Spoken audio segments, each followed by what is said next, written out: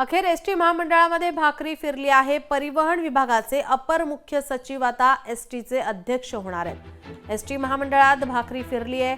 परिवहन विभागाचे अपर मुख्य सचिव आता एसटीचे अध्यक्ष होणार आहेत। गृह विभागाकडून राजपत्र जारी करत मोठा बदल करण्यात आलाय।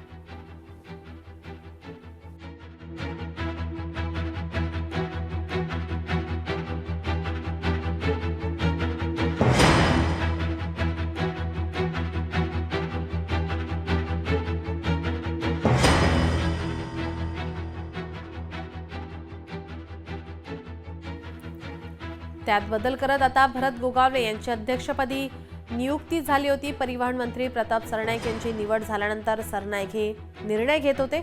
आता अपर मुख्य सचिवांच्या हाती एसटीचे स्टीअरिंग असेल, ते अध्यक्ष असतील। त्यामुळे आता परिवहन मंत्र्यांना मुख्यमंत्र्यांकडून दणका दिला जातोय का असा सवाल केला जातोय।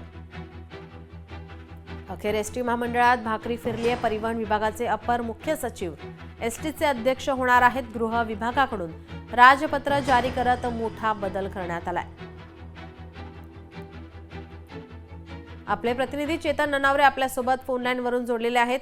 चेतन, मोठा बदल आपण पाहतोय एसटी महामंडळातला। परिवहन विभागाचे जे अपर मुख्य सचिव होते ते आता एसटीचे अध्यक्ष होणार आहेत। काय अधिकची माहिती?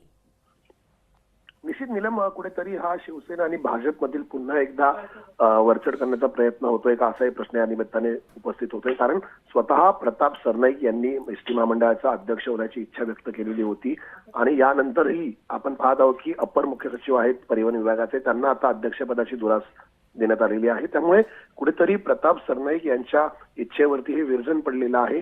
मुख्यमंत्र्यांकडून त्यांना धनका दिला आहे का असाही सवाल उपस्थित होत आहे।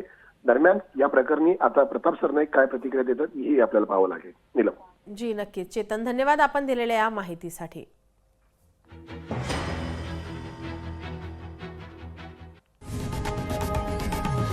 लोकशाही मराठी ऐका, पहा, जागरूक रहा।